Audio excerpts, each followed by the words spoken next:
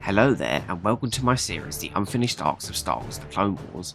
In this video, we will be covering the 8th unfinished story arc, Rex and R2 Top Gun, also referred to as Top Gun with Clones.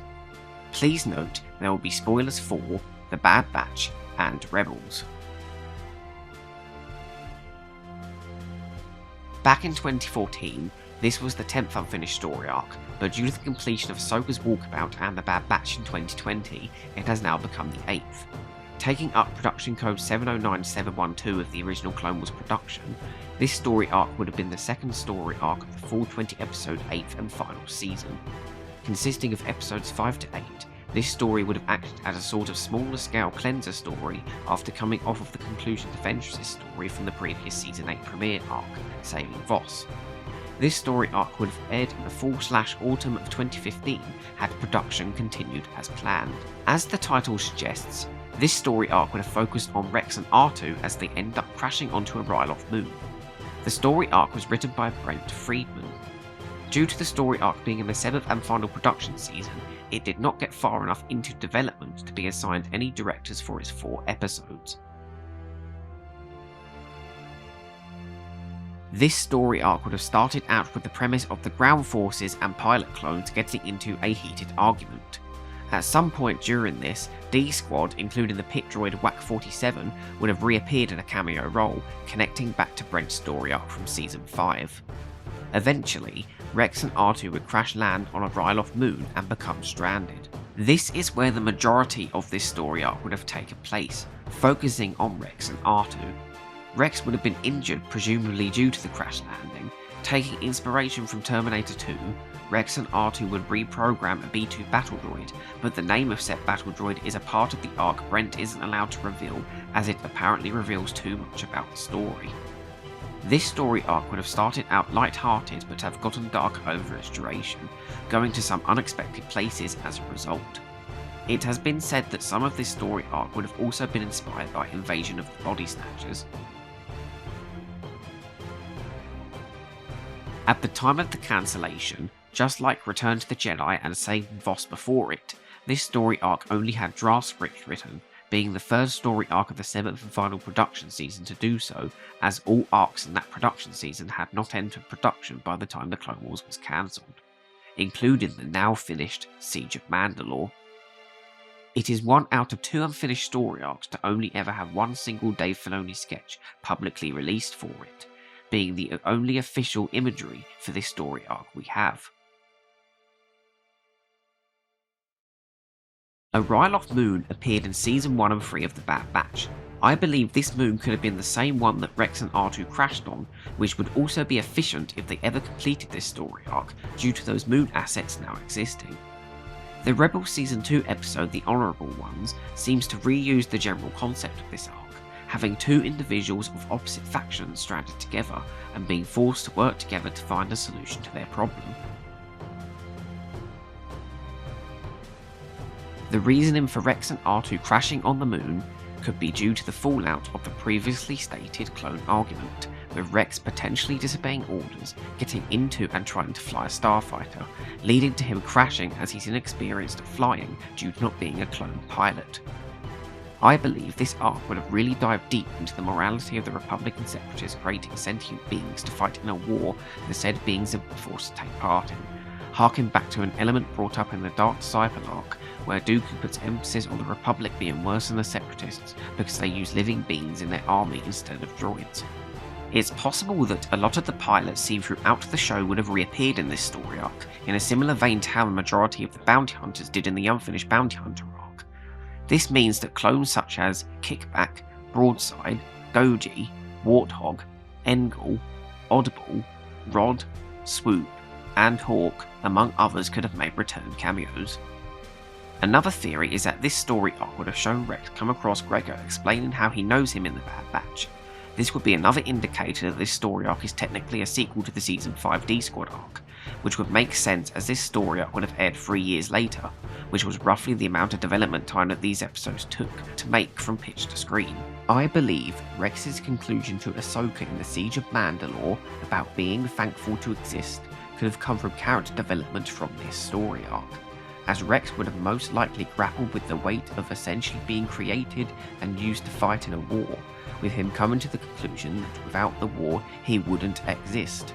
This arc could have ultimately been the reason why he ends up reporting the Fives incident, as seen in the hologram in the Shattered episode. One theory I have is that by the final episode, Rex, R2 and their B2 battle droid friend discover a separatist plot to reinvade Ryloth.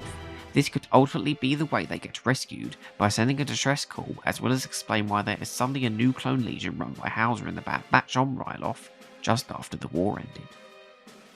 This could have potentially given us the return of Martuk, with this being set after the time that the Trade Federation sided with the CIS publicly. As we don't know much about the B2 battle droid, we don't know what ultimately happened to it. While it's possible it could have joined D-Squad in the same vein as Echo in the Bad Batch arc, due to this arc's confirmed developing dark story elements, it's more likely that the droid would have sacrificed itself to save Rex and R2, like in Terminator 2. Another aspect from the Siege of Mandalore I think this arc would explain is Rex's ability to fly the Y-Wing, with the conclusion of this story possibly having Anakin promise to teach Rex how to fly properly so he doesn't crash again. I think if this story arc was to be finished, it would be moved forward in the timeline and take place during the Outer Rim sieges, which is now also the case for the Bad Batch arc and the unfinished Yoda and the Bad Batch of Kashyyyk story. Originally, this arc was most likely meant to chronologically take place in the same order as it was produced, with all arcs before the Siege of Mandalore taking place before the Outer Rim sieges. This story would have also possibly reflected on all of Rex's previous war experience, with him losing many brothers, whether that be them dying like Fives, or them moving on to have different lives like Echo. This would connect back to the previous story arc Brent wrote, the production Season 6/release Season 7 arc The Bad Batch, one of the 3 arcs that was chosen to be finished in 2020. This story arc makes sense to take place after all of Rex's previous arcs, as it would essentially round out Rex's character development throughout the show before his last appearance in the Siege of Mandalore. On the Star Wars Rebels Season 2 Blu-ray, there is a featurette from the Twilight of the Apprentice story called From Apprentice to Adversary. During this featurette, it shows a picture of Dave Filoni from when he worked on Star Wars The Clone Wars, with what seems to be a notebook with sketches of an astromech droid and what appears to be 2 identical looking twin characters.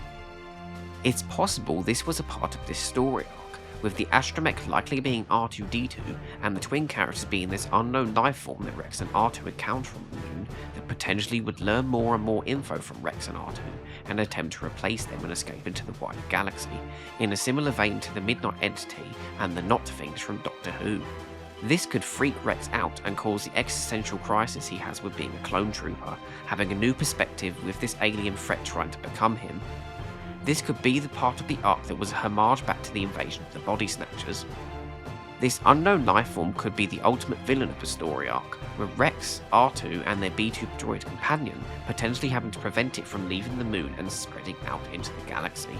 This could have been what leads to a potential Terminator 2 style death for the B2 battle droid. This would also tie into how this arc was said to go into some very weird and unexpected places, which could suggest that it's not a separatist threat they go up against. This would also sort of tie into the following unfinished arc with the Yuzon Vong, having an alien abduction vibe, and making Season 8 stand out more from the previous seasons. This story arc to me is another one of those like Crystal Crisis and Return to the Jedi, where we know where the characters ultimately end up, but these arcs add more weight to them as characters, giving them moments to breathe in between their more major stories, which I only see as a positive, while others may call these arcs potential filler. This story arc having very little revealed about it compared to some of the others interests me more and makes me want to see it, as it is essentially still a new unseen Clone Wars story. Rex recently not having that much attention, with his post-Rebels presence not even being acknowledged in Ahsoka, as well as him being a secondary character in the Bad Batch, he could really do with this story arc due to how long it's been since he's had a story actually focus on him. If it's true about the homages to not only Top Gun, but also Terminator 2 and Invasion of the Body Snatchers, this story arc can make for one action-packed, wild and creepy animated special. With Rex and R2 reuniting with Anakin and the 501st, the next unfinished story arc would follow the case of a missing Republic Venator. Thank you for watching this video. If you enjoyed, please like, subscribe and comment. Until the next time, goodbye.